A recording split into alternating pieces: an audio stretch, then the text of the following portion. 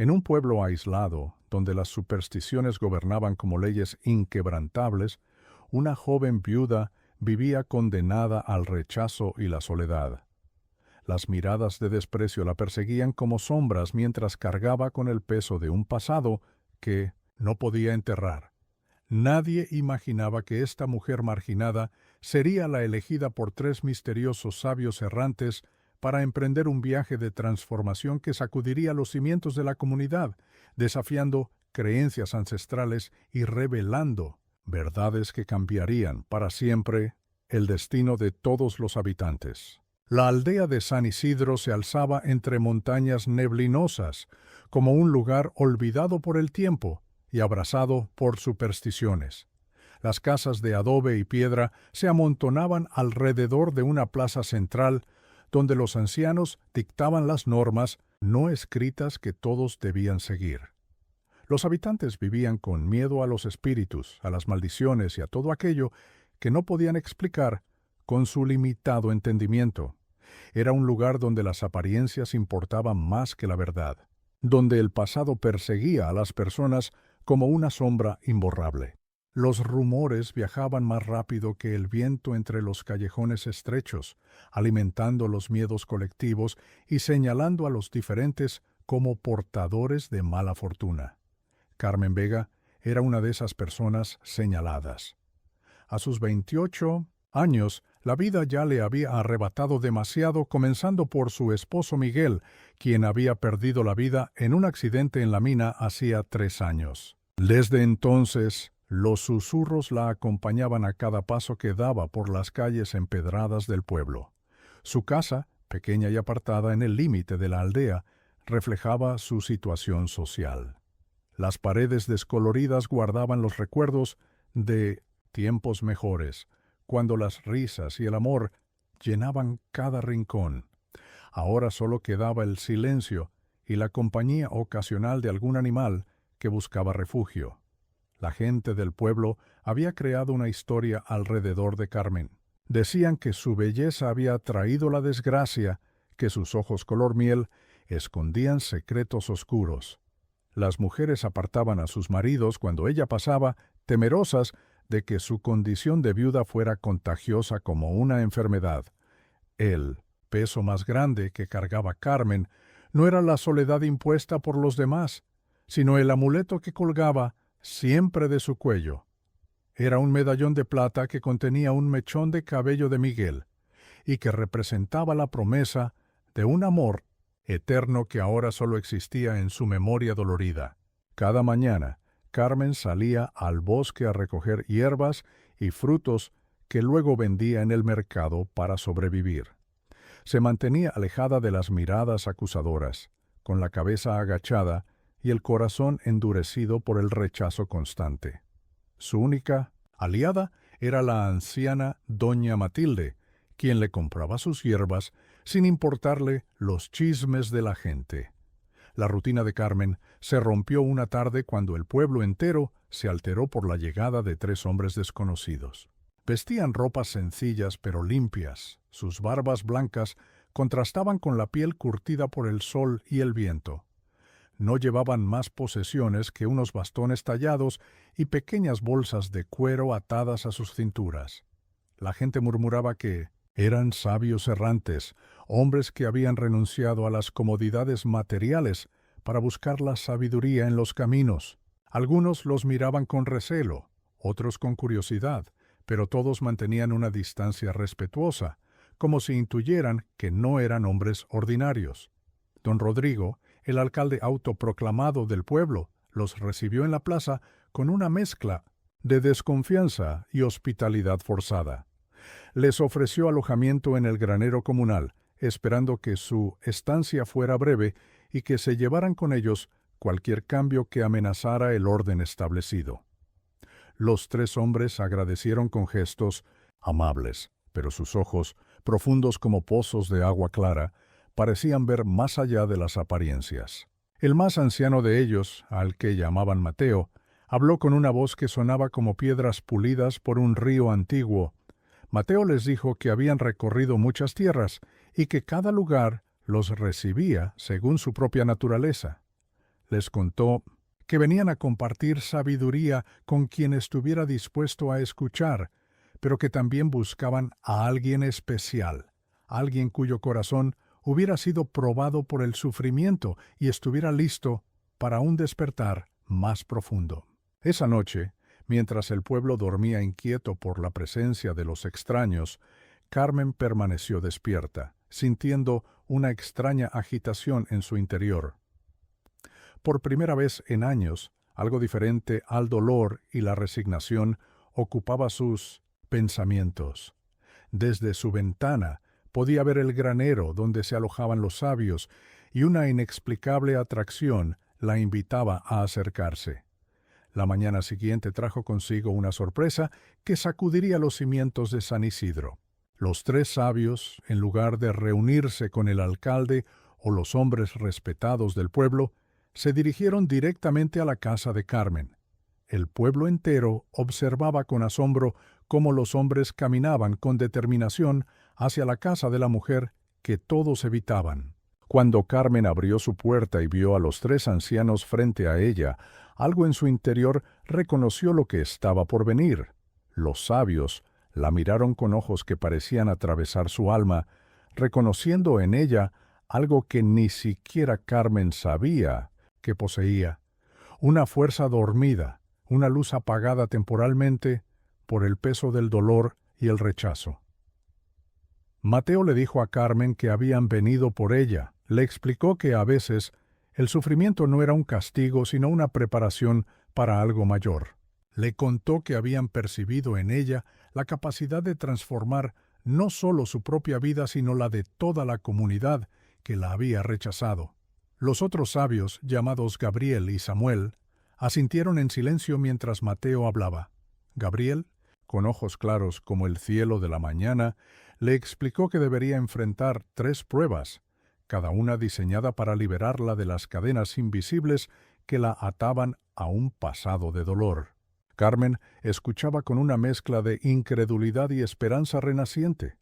Por primera vez desde la pérdida de Miguel, sentía que algo importante estaba ocurriendo, que quizás su vida no estaba destinada a ser una sombra perpetua en los márgenes de la existencia. Mientras tanto, el pueblo observaba desde la distancia y los rumores comenzaron a extenderse como fuego en hierba seca. Algunos decían que los sabios habían reconocido en Carmen a una bruja que debía ser purificada. Otros, que la habían elegido para revelar secretos prohibidos. El miedo y la curiosidad se mezclaban en una tensión palpable que recorría cada rincón de San Isidro. Esa noche, Carmen no pudo conciliar el sueño. Las palabras de los sabios resonaban en su mente como ecos de una verdad que siempre había estado ahí, esperando ser descubierta. Se levantó y contempló su reflejo en el pequeño espejo agrietado que colgaba en su habitación. Sus ojos, apagados por años de dolor, ahora brillaban con un destello de curiosidad y valor. El amanecer la encontró sentada junto a la ventana, observando cómo la luz transformaba las sombras en formas reconocibles. Era una metáfora de lo que sentía en su interior, como si algo nuevo estuviera tomando forma dentro de su alma herida. Los 3 sabios regresaron a su puerta cuando el sol ya estaba alto en el cielo. Esta vez, Carmen los invitó a entrar a su humilde morada, ignorando las miradas de desaprobación de los vecinos que pasaban frente a su casa con pasos apresurados y susurros maliciosos. Samuel, el más silencioso de los 3, habló por primera vez. Con voz profunda como tierra fértil, le explicó a Carmen la naturaleza de las 3 pruebas que debería enfrentar.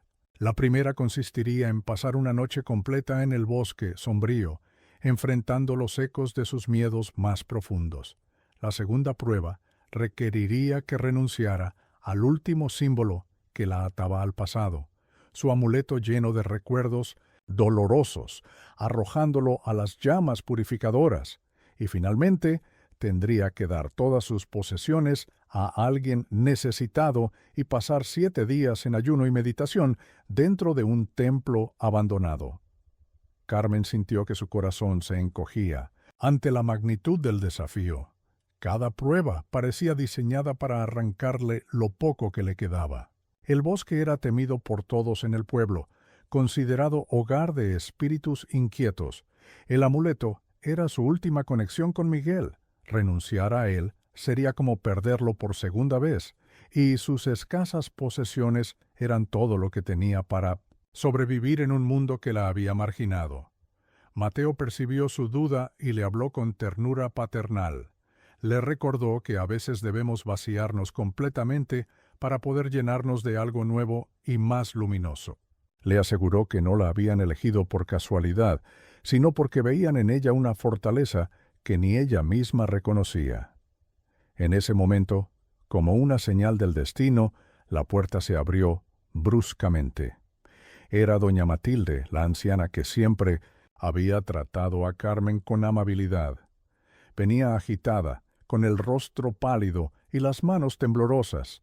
Les contó que su nieta pequeña, Lucía, había caído gravemente enferma y que ninguno de los remedios conocidos parecía funcionar. La desesperación en los ojos de doña Matilde conmovió a Carmen profundamente. La anciana era la única persona en el pueblo que la trataba como a un ser humano, y su nieta, una niña inocente de apenas 5 años, no merecía sufrir por las supersticiones y el rechazo que rodeaban a su familia. Gabriel se acercó a doña Matilde y le pidió describir los síntomas de la niña. Tras escucharla atentamente, miró a Carmen y le dijo que en el bosque, precisamente en el lugar donde debería pasar su primera prueba, crecía una planta rara cuyas raíces podían curar la enfermedad de la pequeña Lucia. En ese instante, algo cambió dentro de Carmen. Ya no se trataba solo de su propia transformación o redención. Había una vida inocente en juego, la vida de la nieta de la única persona que le había mostrado compasión. La decisión se cristalizó en su mente con una claridad absoluta. Carmen miró a los 3 sabios y con voz firme les dijo que aceptaba las pruebas. No lo hacía solo por ella, sino por Lucía, por doña Matilde, y quizás por todo un pueblo atrapado en sus propios miedos y supersticiones.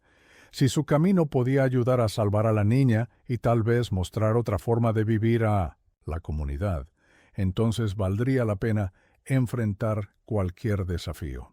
Los sabios asintieron con aprobación, como si hubieran esperado exactamente esa respuesta. Le explicaron que la primera prueba comenzaría esa misma noche, con la luna llena iluminando el bosque. Debería partir al atardecer, llevando consigo solo una manta para protegerse del frío y un pequeño cuchillo para recolectar las raíces medicinales. Mientras los sabios se marchaban para preparar lo necesario, doña Matilde tomó las manos de Carmen entre las suyas. Con lágrimas en los ojos, le agradeció por su valentía y le prometió orar por ella durante toda la noche. Era la primera vez en años que alguien reconocía a Carmen como algo más que una viuda de mal augurio. El resto del día transcurrió en una extraña calma para Carmen. Limpió su pequeña casa como si se preparara para un largo viaje. Tocó cada objeto, cada rincón, consciente de que quizás nada volvería a ser igual después de las pruebas. Se detuvo especialmente ante el retrato de Miguel que guardaba junto a su cama, el único recuerdo tangible además del amuleto que colgaba de su cuello. Cuando el sol comenzaba a descender, los 3 sabios volvieron a su puerta. Esta vez, todo el pueblo observaba desde una distancia segura. Algunos con desprecio, otros con curiosidad, y unos pocos, como doña Matilde, con esperanza genuina en sus miradas. Mateo le entregó a Carmen un pequeño saco con algunas hierbas que la ayudarían a reconocer la planta medicinal en la oscuridad del bosque. Gabriel le dio un frasco con agua bendecida para protegerla de las fuerzas negativas. Y Samuel, en un gesto sorprendente, le entregó su propio bastón tallado, asegurándole que la guiaría por el camino correcto cuando las dudas amenazaran con paralizarla. Con estos modestos regalos y una determinación que crecía con cada latido de su corazón, Carmen se despidió de su hogar y comenzó a caminar hacia el límite del bosque. No miró atrás, pero podía sentir los ojos del pueblo entero siguiendo cada uno de sus pasos. Al llegar al borde del bosque, donde los árboles antiguos formaban una barrera natural entre el mundo conocido y lo desconocido, Carmen se detuvo un momento. Respiró profundamente, acarició el amuleto en su pecho una última vez, y con paso decidido se adentró en la espesura verde y misteriosa que la esperaba. El bosque recibió a Carmen con un silencio sobrecogedor, roto ocasionalmente por el canto lejano de algún pájaro o el crujir de ramas bajo sus pies. A medida que avanzaba, los rayos del sol poniente se filtraban cada vez menos entre el denso follaje, sumiendo el camino en una penumbra verdosa que transformaba los árboles en siluetas amenazantes. Carmen se guiaba por las indicaciones que Gabriel le había dado. Debía caminar hacia el norte, siguiendo un antiguo sendero apenas visible hasta llegar a un claro donde una piedra grande en forma de mesa señalaba el lugar exacto para su vigilia nocturna. También era allí donde crecía la planta medicinal que podría salvar a la pequeña Lucía. El bastón de Samuel resultó ser más que un simple apoyo para caminar. Cada vez que Carmen dudaba sobre la dirección a seguir, sentía como si el bastón la jalara suavemente hacia el camino correcto. Era como si la madera tallada tuviera vida propia y conociera el bosque mejor que cualquier ser humano. A medida que la oscuridad se intensificaba, Carmen comenzó a notar cambios sutiles a su alrededor. Las sombras parecían moverse con voluntad propia, los sonidos se amplificaban y distorsionaban.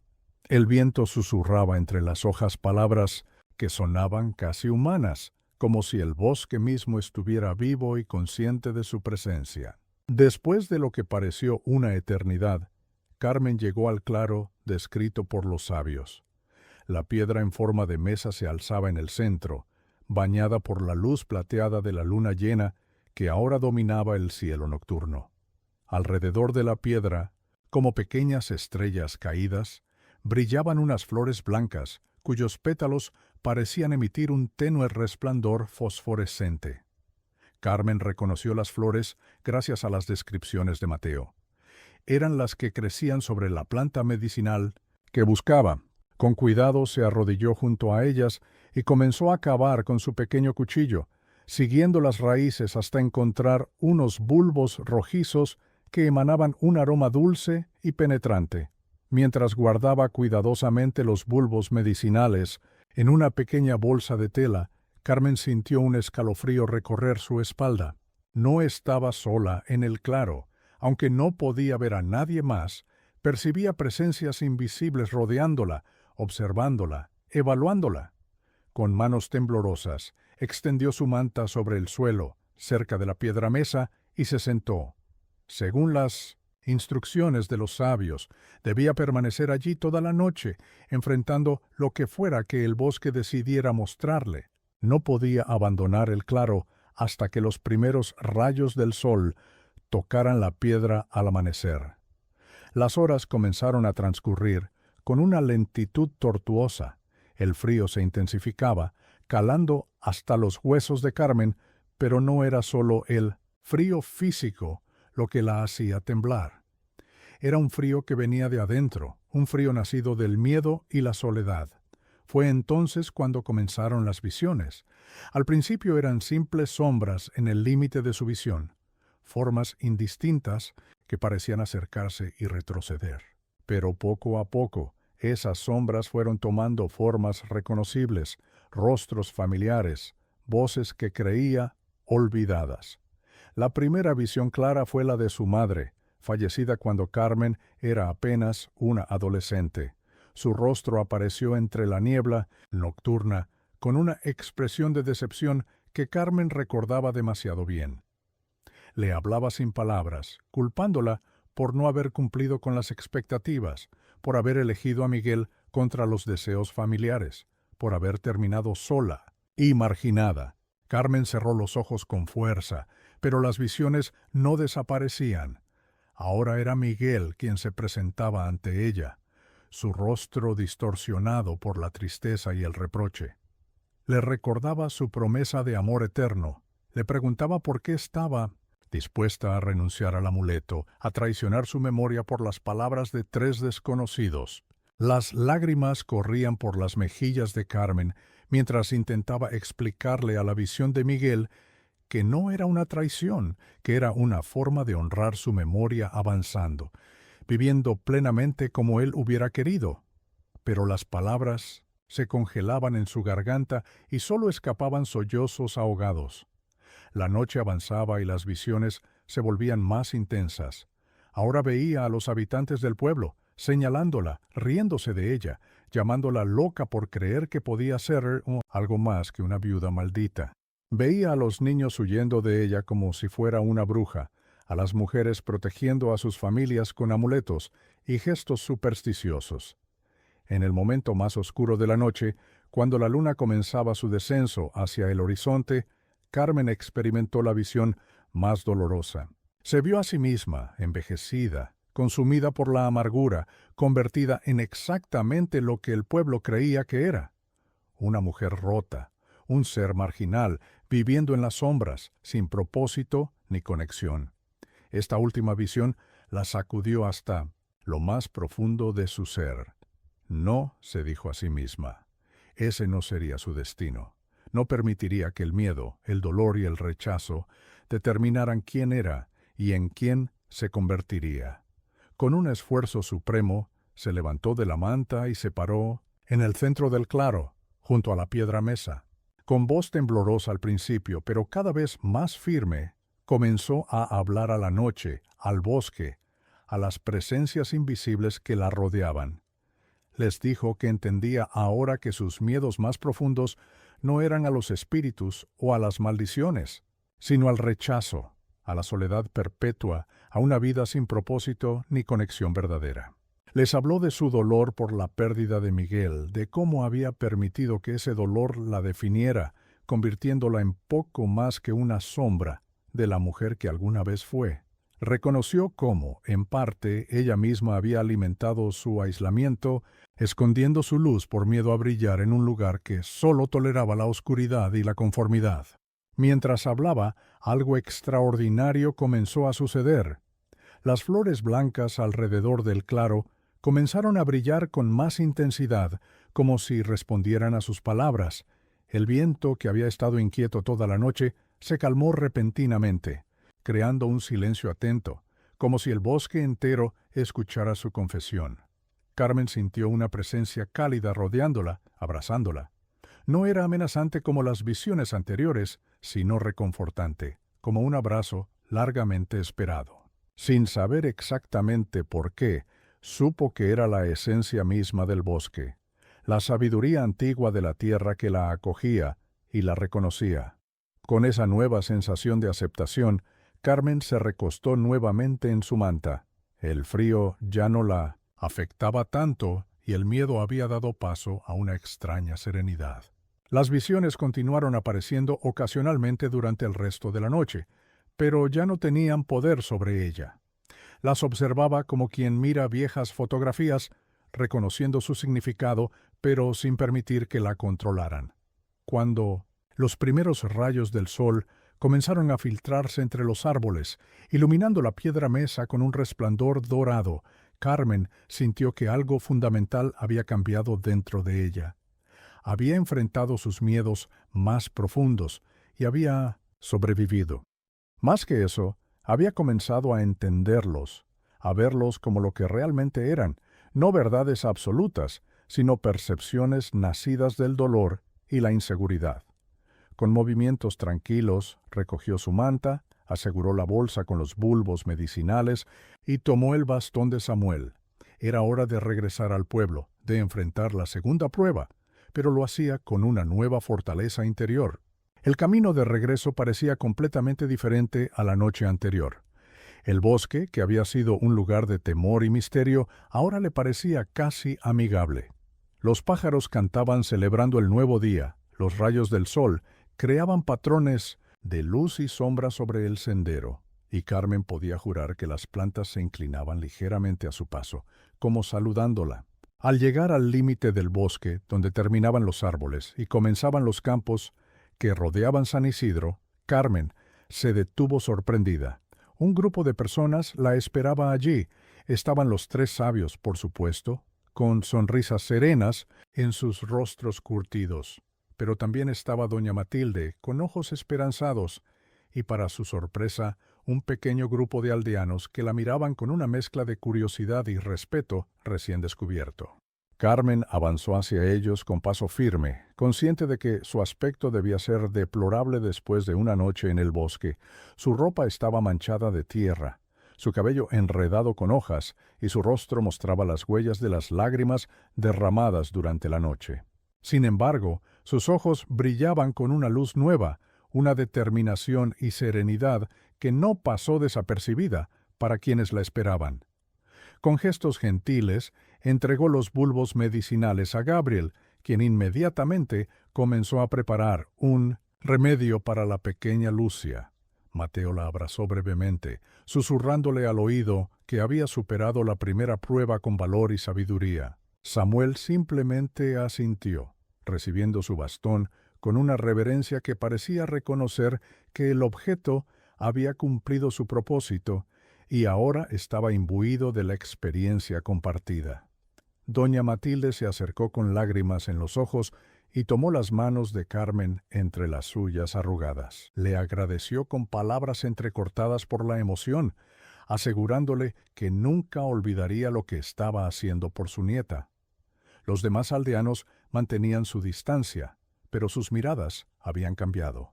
Ya no era solo la viuda maldita, ahora era alguien que había entrado al temido bosque y había regresado con algo valioso, algo que podría salvar una vida.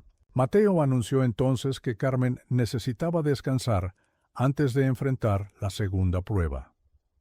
La llevaron a la casa de doña Matilde, donde por primera vez en años Carmen fue recibida como una huésped de honor.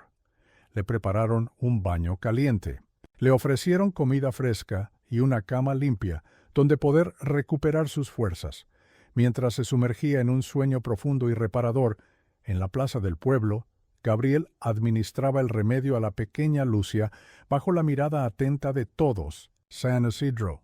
La noticia de que Carmen había pasado la noche en el bosque y había regresado con una cura se extendía como el fuego, transformando gradualmente la percepción que tenían de ella. La segunda prueba estaba a solo un día de distancia, y sería aún más difícil que la primera. Renunciar al amuleto significaría cortar el último vínculo tangible con Miguel, con su vida anterior. Pero mientras dormía, Carmen sonreía ligeramente, como si incluso en sueños supiera que ya había comenzado a liberarse de las verdaderas cadenas que la ataban, aquellas que ella misma se había impuesto en su mente y su corazón. Al atardecer del día siguiente, la plaza de San Isidro presentaba un espectáculo inusual. Casi todos los habitantes del pueblo se habían reunido formando un círculo alrededor de una pequeña hoguera preparada por los tres sabios. Nadie quería perderse la segunda prueba de Carmen, especialmente después de los rumores sobre lo ocurrido en el bosque. La transformación en la actitud del pueblo era sutil pero innegable. Aunque muchos seguían manteniendo su distancia, ya no había desprecio en sus miradas, sino una curiosidad cautelosa. La noticia de que la pequeña Lucía había mejorado notablemente después de tomar el remedio traído por Carmen había sacudido las creencias establecidas. Carmen llegó a la plaza acompañada por doña Matilde. Vestía un sencillo vestido blanco que la anciana le había prestado, y su cabello, ahora limpio y peinado, caía libremente sobre sus hombros.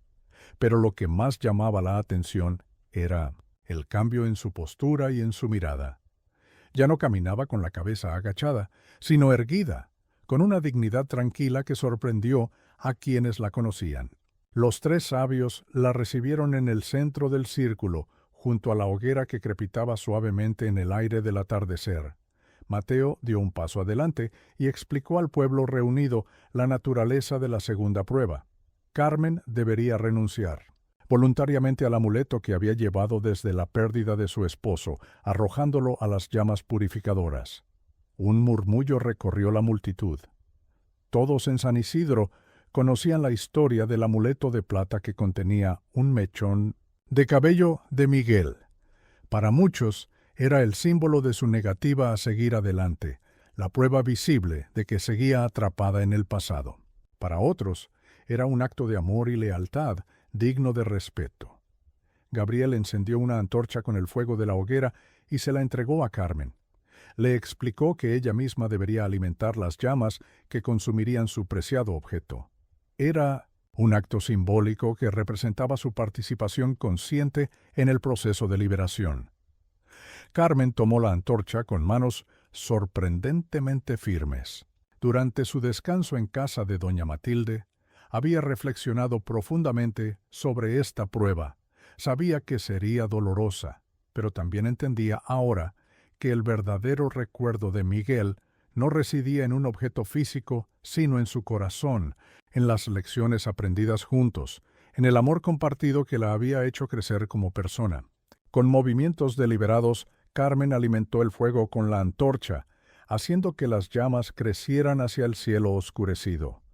Luego, con dedos temblorosos, desató el cordón que sostenía el amuleto alrededor de su cuello. Lo sostuvo, frente a sus ojos por última vez, el medallón de plata brillando con reflejos rojizos por la luz del fuego. Un silencio absoluto descendió sobre la plaza. Incluso el viento parecía contener su aliento mientras Carmen cerraba los ojos brevemente, sus labios moviéndose en una silenciosa despedida. Luego, con un gesto decidido, extendió su brazo y dejó caer el amuleto en el centro de las llamas. El fuego pareció intensificarse momentáneamente, elevándose en una columna brillante que iluminó los rostros asombrados de los espectadores. Algunos juraron después que vieron figuras en las llamas, como si el fuego cobrara vida propia por un instante fugaz. Carmen observaba con lágrimas silenciosas cómo el metal comenzaba a derretirse y el mechón de cabello se consumía rápidamente. Era doloroso, sí, pero también extrañamente liberador. Sentía como si un peso invisible se elevara de sus hombros, permitiéndole respirar más profundamente que en años. Samuel se acercó entonces y le entregó un pequeño cuenco de arcilla lleno de agua. Le explicó que debía lavarse el rostro con esa agua, simbolizando la purificación y el nuevo comienzo. Carmen sumergió sus manos en el líquido fresco y se lavó las lágrimas, sintiendo cómo cada gota que caía de su rostro parecía llevarse consigo un fragmento de dolor antiguo. Cuando levantó el rostro, ahora húmedo y resplandeciente a la luz del fuego, un sonido colectivo de asombro recorrió la multitud. Había algo diferente en Carmen, algo que iba más allá del cambio de actitud o la ropa prestada. Una especie de luz interior parecía emanar de ella, haciendo que su presencia fuera más vívida, más real de alguna manera. Mateo dio un paso adelante y anunció al pueblo que Carmen había superado la segunda prueba con valor y sabiduría. Les explicó que renunciar al amuleto no significaba olvidar el pasado o deshonrar la memoria de su esposo, sino liberar tanto su espíritu como el de Carmen para continuar sus respectivos caminos. Fue entonces cuando ocurrió algo inesperado. Desde la multitud, una voz se elevó. Era don Rodrigo, el alcalde autoproclamado, un hombre conocido por su rigidez y por ser guardián celoso de las tradiciones. Con voz áspera, acusó a los sabios de engañar al pueblo con trucos y supersticiones foráneas, de manipular a una mujer vulnerable para sus propios fines misteriosos. Sus palabras encontraron eco en algunos de los presentes, especialmente entre los ancianos más conservadores. Pronto, varias voces se unieron a la suya, acusando a Carmen de haberse dejado influenciar por desconocidos, de traicionar las costumbres del pueblo, de atraer fuerzas desconocidas a su comunidad. La tensión crecía por momentos, amenazando con convertir la ceremonia en un enfrentamiento abierto. Pero entonces, desde el otro lado de la plaza, surgió otra voz. Era doña Matilde, quien normalmente se mantenía al margen de las disputas públicas. Con una autoridad que sorprendió a todos, la anciana avanzó hasta situarse junto a Carmen. Con palabras claras y firmes, doña Matilde les recordó cómo su nieta había mejorado gracias al remedio traído del bosque. Les habló de la valentía de Carmen al adentrarse en un lugar que todos temían, no por gloria personal, sino para ayudar a una niña inocente. Les preguntó cuántos de ellos hubieran estado dispuestos a hacer lo mismo por alguien a quien el pueblo entero había rechazado. Durante años, sus palabras provocaron un silencio incómodo. Doña Matilde continuó, ahora dirigiéndose directamente a don Rodrigo. Le recordó cómo el pueblo entero había tratado a Carmen desde la pérdida de su esposo, cómo la habían convertido en chivo expiatorio de sus propios miedos, cómo habían preferido aislarla en lugar de ofrecerle consuelo y comunidad cuando más lo necesitaba. Mientras doña Matilde hablaba, algo extraordinario ocurría. La pequeña Lucia, que había estado postrada en cama durante días, apareció en la plaza llevada en brazos por su madre. La niña, todavía débil pero con una sonrisa radiante, extendió sus brazos hacia Carmen en un gesto de reconocimiento y gratitud que conmovió incluso a los más escépticos.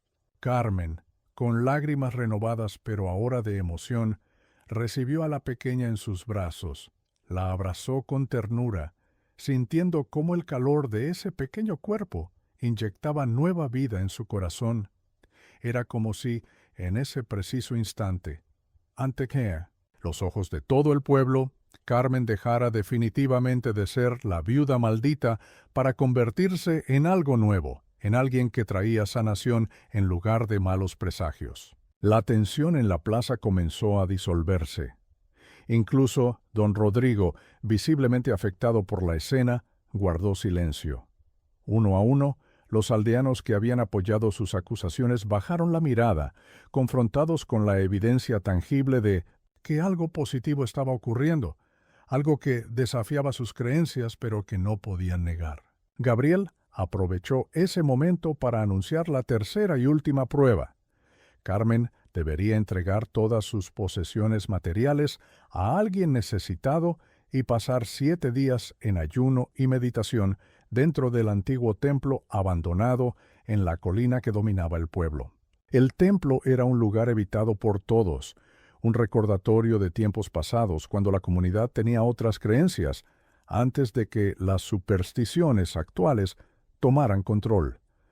Se rumoreaba que estaba embrujado, que voces extrañas se escuchaban allí durante las noches de luna nueva.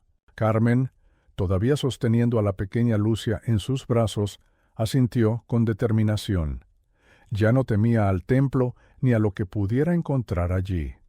Las 2 primeras pruebas le habían enseñado que los verdaderos fantasmas no habitaban lugares físicos, sino los rincones oscuros de la mente humana. Antes de que la reunión se disolviera, Carmen pidió hablar. Con voz clara que resonó en la plaza silenciosa, agradeció a doña Matilde por su apoyo y a los 3 sabios por guiarla, pero sobre todo habló directamente al pueblo de San Isidro. Les dijo que entendía sus miedos porque ella misma había vivido prisionera del miedo durante demasiado tiempo. Les habló de cómo el dolor y la pérdida pueden convertirse en muros que nos separan de los demás, en cadenas invisibles que nos impiden vivir plenamente. Sus palabras, sencillas pero profundas, tocaron corazones que llevaban demasiado tiempo endurecidos por la desconfianza y el miedo. No todos fueron convencidos, por supuesto. Don Rodrigo y sus seguidores más cercanos se retiraron con expresiones sombrías, murmurando sobre influencias extrañas y tradiciones traicionadas. Pero muchos otros se quedaron, mirando a Carmen con nuevos ojos, como si la vieran realmente por primera vez. Esa noche, mientras la plaza se vaciaba lentamente y la hoguera se reducía a brasas, Carmen regresó a su pequeña casa en la periferia del pueblo. Mañana comenzaría la preparación para la tercera prueba, la más larga y quizás la más difícil. Pero por primera vez desde la pérdida de Miguel, no se sentía sola. La comunidad comenzaba a abrirse a ella y, más importante aún, ella comenzaba a abrirse a la comunidad. Mientras se preparaba para dormir, Carmen se dio cuenta de que ya no necesitaba tocar el amuleto para sentir la presencia de Miguel. Podía recordarlo con amor, pero sin el dolor paralizante que había definido su existencia por tanto tiempo. Era como si al renunciar al símbolo físico hubiera liberado el verdadero significado de lo que una vez compartieron, permitiendo que ese amor la fortaleciera en lugar de limitarla. Con ese pensamiento reconfortante, Carmen se durmió, soñando no con los fantasmas del pasado, sino con las posibilidades del futuro que comenzaba a vislumbrar. Un futuro donde podría ser no solo la viuda de Miguel, sino Carmen en toda su plenitud, con un propósito renovado y una conexión auténtica con la comunidad que una vez la había rechazado. El amanecer del séptimo día trajo consigo una expectación palpable que se extendía por todo San Isidro. Durante la semana anterior, el pueblo había sido testigo de una transformación extraordinaria, tanto en Carmen como en la dinámica de la comunidad misma. El día después de la segunda prueba, Carmen había cumplido con la primera parte de su tercer desafío, entregando todas sus posesiones. Con la ayuda de doña Matilde, había organizado sus escasas pertenencias en la plaza del pueblo. Ropa, utensilios de cocina, hierbas secas, los pocos muebles de su casa, incluso el retrato de Miguel, todo fue puesto a disposición de quienes lo necesitaran.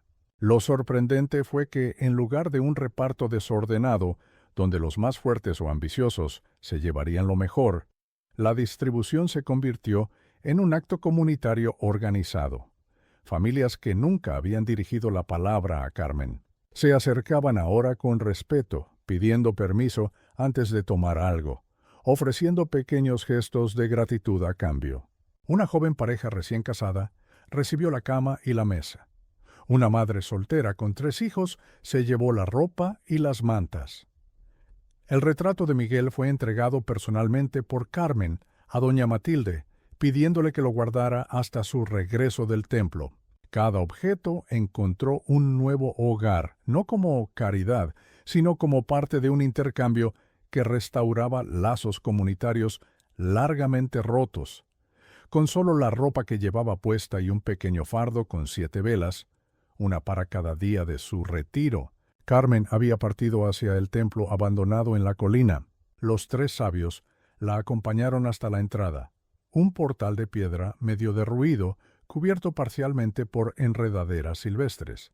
Samuel le explicó que durante esos 7 días debería mantener un ayuno parcial, alimentándose solo con agua y pequeñas porciones de pan que ellos le llevarían cada mañana. El resto del tiempo debería dedicarlo a la meditación, enfocándose en su respiración y en el silencio interior, permitiendo que la sabiduría escondida en su propio corazón emergiera naturalmente. Los primeros días en el templo habían sido difíciles. El edificio, aunque deteriorado, mantenía una extraña majestuosidad. Altas columnas sostenían partes del techo aún intacto, mientras que en otras zonas el cielo era visible a través de aberturas irregulares. Los muros conservaban fragmentos de antiguos frescos que narraban historias olvidadas de conexión entre la tierra y sus habitantes. Carmen había elegido un rincón relativamente protegido para establecer su espacio de meditación. Cada mañana recibía la visita breve de uno de los sabios, quien le entregaba su ración diaria y comprobaba su estado sin perturbar demasiado su retiro. El resto del día transcurría en soledad, luchando contra los pensamientos inquietos, las dudas recurrentes y el hambre física que gradualmente fue dando paso a una claridad mental sorprendente. A medida que los días pasaban, Carmen comenzó a experimentar cambios profundos. Su percepción se agudizó, notando detalles del templo que antes habían pasado desapercibidos. Los sonidos del viento entre las columnas creaban melodías complejas que parecían contar historias antiguas. La luz que se filtraba a diferentes horas formaba patrones sobre el suelo de piedra, revelando símbolos tallados, casi borrados por el tiempo. Durante el 4.º día, mientras meditaba con los ojos cerrados, Carmen experimentó una visión diferente a las del bosque. No era aterradora, sino iluminadora. Se vio a sí misma como parte de un linaje de mujeres que a lo largo de los siglos habían mantenido viva la conexión con la sabiduría natural en ese mismo lugar. Comprendió que el templo no era simplemente un edificio abandonado, sino un punto de encuentro entre mundos, un espacio sagrado donde lo visible y lo invisible danzaban juntos. En el pueblo, mientras tanto, se producían cambios igualmente significativos. La mejoría completa de la pequeña Lucía había sido solo el comienzo. Otras personas comenzaron a reportar experiencias positivas relacionadas con las hierbas y conocimientos compartidos por Carmen antes de su retiro. Una anciana con dolores crónicos encontró alivio. Un joven con pesadillas recurrentes comenzó a dormir en paz. Pequeños milagros cotidianos que iban erosionando las supersticiones negativas que habían rodeado a la viuda. No todos celebraban estos cambios. Don Rodrigo y un grupo reducido de ancianos del pueblo veían con alarma cómo las estructuras de poder tradicionales comenzaban a tambalearse.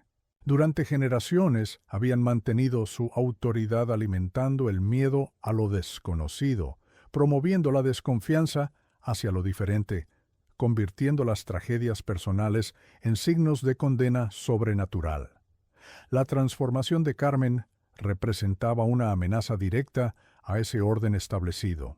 Si una mujer marginada podía renacer, si los miedos podían ser enfrentados y superados, si la comunidad podía reorganizarse basada en el apoyo mutuo en lugar del juicio y la exclusión, entonces su autoridad perdería su fundamento.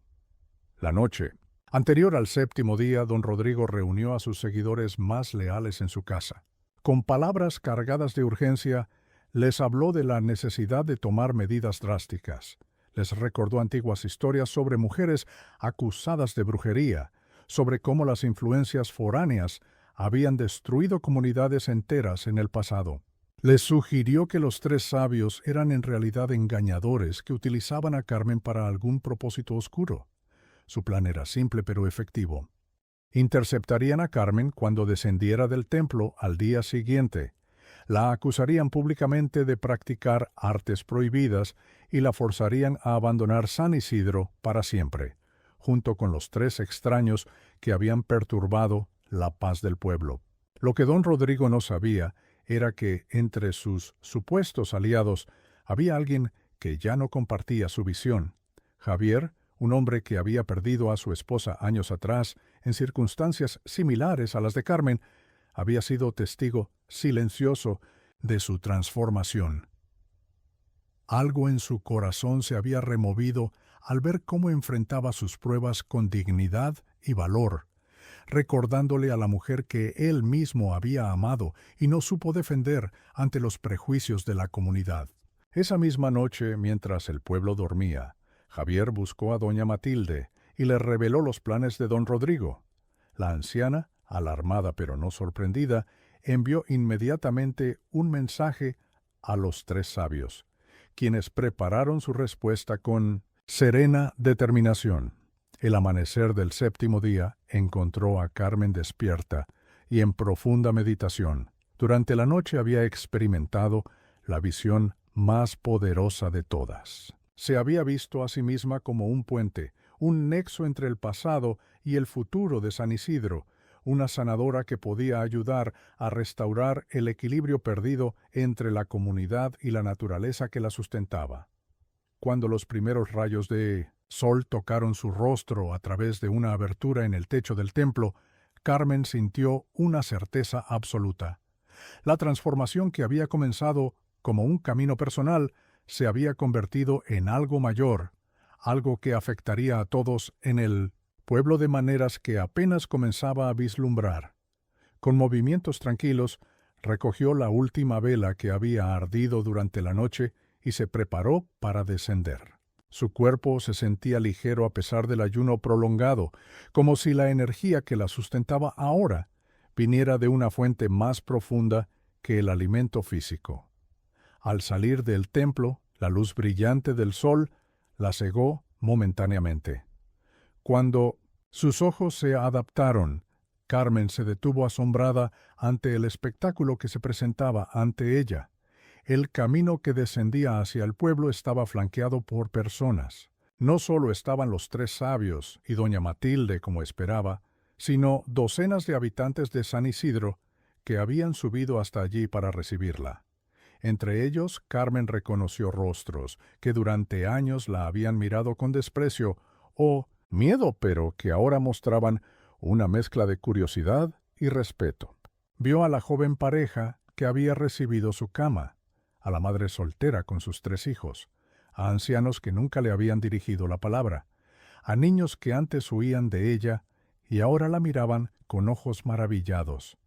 Y al frente de todos ellos, sorprendentemente, estaba Javier, el hombre que siempre se había mantenido al margen, ni amigable ni hostil, simplemente invisible en su propio dolor. Ahora daba un paso adelante, ofreciéndole un ramo de flores silvestres con un gesto tímido, pero determinado. Carmen descendió los escalones del templo con paso firme, aceptando las flores con una sonrisa serena. Su aspecto físico había cambiado, notablemente. Estaba más delgada, sí, pero había una fuerza en su porte, una luminosidad en su piel y, sobre todo, una claridad en su mirada que transmitía una sabiduría recién descubierta. Mateo se acercó y colocó sobre sus hombros un manto azul, explicando a todos los presentes que Carmen había completado las 3 pruebas con valor y sabiduría, demostrando que los verdaderos cambios comienzan siempre en el interior de cada ser humano. Fue entonces cuando el sonido de voces alteradas interrumpió la ceremonia improvisada. Don Rodrigo y un pequeño grupo de seguidores aparecieron desde un sendero lateral, avanzando con expresiones hostiles. El alcalde autoproclamado llevaba un bastón en la mano, más como símbolo de autoridad que como apoyo real. Con voz acusadora, don Rodrigo señaló a Carmen y a los 3 sabios, declarándolos culpables de perturbar las tradiciones sagradas del pueblo, de introducir prácticas foráneas, de manipular a los más débiles con falsas promesas de cambio y renovación. Silencio tenso cayó sobre la multitud. Este era el momento que muchos habían temido, el enfrentamiento inevitable entre lo viejo y lo nuevo, entre el miedo establecido y la esperanza naciente. Los aldeanos miraban alternativamente a don Rodrigo y a Carmen, indecisos sobre quién representaba realmente sus intereses, su pasado y su futuro. Carmen dio un paso adelante, colocándose entre don Rodrigo y los 3 sabios. No había agresividad en su postura, sino una tranquila determinación. Con voz clara que todos podían escuchar, le habló directamente al hombre que durante años había utilizado el miedo como herramienta de control. Le dijo que entendía su preocupación, que el cambio siempre resulta amenazante para quienes han construido su identidad sobre cimientos rígidos. Le habló de cómo ella misma había temido cambiar, aferrándose a su dolor como única certeza en un mundo hostil. Le explicó que las verdaderas tradiciones de un pueblo no son las supersticiones que dividen, sino los valores que unen, el apoyo mutuo en tiempos difíciles, la celebración compartida en momentos de alegría. Mientras Carmen hablaba, algo extraordinario comenzó a suceder.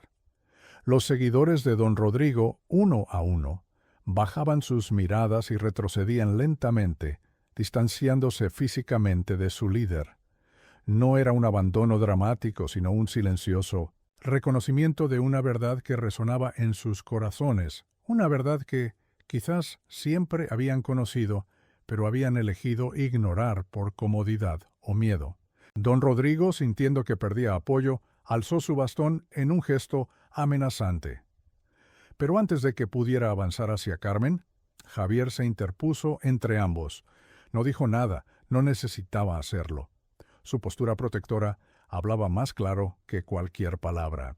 Y entonces, como respondiendo a una señal invisible, otros hombres y mujeres del pueblo se unieron a Javier, formando una barrera humana entre don Rodrigo y Carmen. No era un acto hostil, sino una declaración silenciosa de que los tiempos de Spamtwareils intimidación habían terminado, de que la comunidad había comenzado a redescubrir su verdadera fuerza, aquella que surge no del miedo, sino del apoyo mutuo. Don Rodrigo miró a su alrededor, súbitamente consciente de su soledad. El poder que había ejercido durante tanto tiempo se desvanecía ante sus ojos, como niebla matinal bajo el sol. Con un último gesto de desafío, arrojó su bastón al suelo y se alejó por el sendero, derrotado no por la fuerza, sino por la verdad simple que Carmen había despertado en el corazón de la comunidad. El regreso al pueblo se convirtió en una procesión espontánea. Carmen caminaba junto a los tres sabios, con doña Matilde y Javier cerca, seguidos por todos los demás. No era un desfile triunfal, sino un camino compartido, un símbolo de la nueva dirección que San Isidro comenzaba a tomar. Al llegar a la plaza, Gabriel anunció que los tres sabios continuarían su viaje al día siguiente. Su misión en San Isidro había concluido. Habían sido catalizadores de un cambio que ahora debía seguir su curso natural, guiado por la propia comunidad y especialmente por Carmen, quien había despertado no solo a una nueva conciencia personal, sino a un nuevo propósito como sanadora y guía. Esa noche, el pueblo organizó una celebración sencilla, pero significativa. Compartieron comida y música en la plaza, algo que no había sucedido en muchos años. Los niños jugaban sin temor. Los ancianos contaban historias olvidadas sobre los orígenes del pueblo, antes de que el miedo y la superstición tomaran control. Carmen, recuperándose aún de su ayuno, comía pequeñas porciones mientras observaba con asombro la transformación que se desarrollaba a su alrededor. Doña Matilde se acercó a ella y le devolvió el retrato de Miguel que había guardado durante su retiro. Carmen lo miró con nuevos ojos, agradeciendo el pasado compartido, pero sin quedar atrapada en él. Con un gesto simbólico, colocó el retrato sobre una de las mesas comunitarias, permitiendo que formara parte de la celebración, integrando así su historia personal con la renovada historia colectiva. Javier se sentó a su lado en silencio, ofreciéndole más flores silvestres. No hacían falta palabras entre ellos, no aún. Ambos habían atravesado el valle oscuro del dolor y la pérdida y ahora se encontraban en el otro lado, reconociéndose como sobrevivientes, como portadores de una luz que habían creído extinguida para siempre. Un año después, San Isidro era un lugar casi irreconocible, no por cambios físicos dramáticos, sino por la transformación en el espíritu de la comunidad. Los muros invisibles que habían separado a las personas se habían derribado gradualmente, reemplazados por puentes de comprensión y apoyo mutuo. La casa de Carmen, antes símbolo de aislamiento y rechazo, se había convertido en un centro de sanación y aprendizaje. Con la ayuda de Javier y otros miembros de la comunidad, había sido reconstruida y ampliada. Ahora acogía a personas que buscaban remedios para dolencias físicas, pero también para heridas emocionales y espirituales. Carmen había desarrollado sus conocimientos sobre plantas medicinales, combinándolos con la sabiduría interior despertada durante sus pruebas. No se consideraba a sí misma una curandera milagrosa, sino simplemente alguien que había aprendido a escuchar tanto a la naturaleza como al corazón humano, reconociendo la conexión profunda entre ambos. El antiguo templo en la colina, lejos de seguir abandonado, había sido parcialmente restaurado como lugar de reflexión y celebración comunitaria. No era un espacio religioso en el sentido tradicional, sino un recordatorio de la conexión ancestral entre los habitantes de San Isidro y la tierra que les daba sustento. Don Rodrigo, después de meses de aislamiento autoimpuesto, había comenzado a reintegrarse gradualmente a la comunidad, no como líder, sino como un miembro más. El proceso no había sido fácil ni para él, ni para quienes lo habían seguido ciegamente durante tanto tiempo. Pero Carmen, demostrando que su transformación era auténtica, había sido la primera en tenderle una mano, reconociendo que todos merecían la oportunidad de cambiar y crecer. De los 3 sabios errantes no se había vuelto a saber nada. Habían partido tal como habían llegado, sin ruido ni ceremonia, dejando tras de sí solo el impacto de su breve presencia. Algunos en el pueblo se preguntaban a veces si habían sido realmente humanos o manifestaciones de algo más profundo, mensajeros enviados precisamente cuando la comunidad estaba lista para despertar de su largo sueño de miedo y separación. La relación entre Carmen y Javier había florecido lentamente, con el respeto y la paciencia de quienes conocen el valor verdadero del tiempo y la sanación. No era una historia de amor convencional, sino el encuentro de 2 almas que habían atravesado el fuego purificador del sufrimiento y habían emergido más fuertes, más sabias, más capaces de apreciar la belleza imperfecta de la vida cotidiana. La pequeña Lucia, completamente recuperada, se había convertido en una visitante frecuente de la casa de Carmen. La niña mostraba una afinidad natural por las plantas y un don especial para confortar a quienes sufrían, como si la semilla, plantada por su curación, hubiera germinado en una vocación temprana de servicio y sanación. El cambio más profundo, sin embargo, era casi invisible para ojos externos. Residía en la forma en que los habitantes de San Isidro se relacionaban entre sí y con el mundo natural que los rodeaba.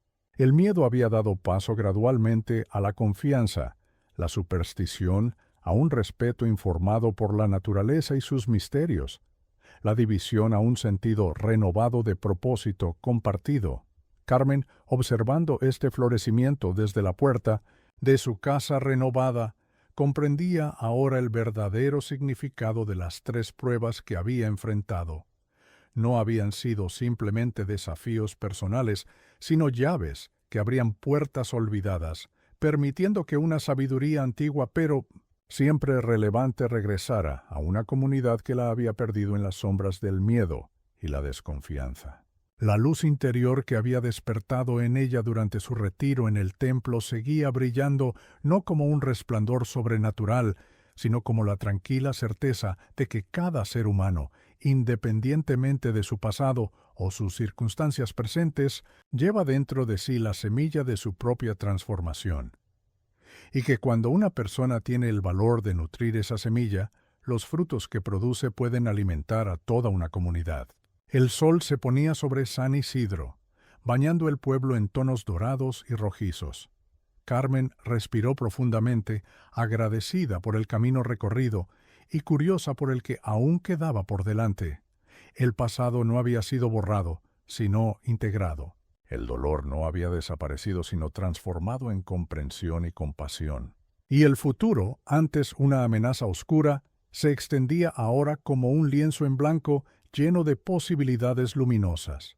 Si la historia de Carmen te ha inspirado a reflexionar sobre tus propios miedos y limitaciones, déjanos un comentario compartiendo. ¿Qué prueba te resultaría más difícil enfrentar? Una noche en el bosque de tus miedos, renunciar a un objeto que te ata al pasado o dar todo lo que tienes para empezar de nuevo. ¿Crees que en nuestra sociedad moderna todavía existen personas como don Rodrigo, que usan el miedo para controlar a los demás, o como Carmen, que transforman su dolor en una luz que guía a toda una comunidad?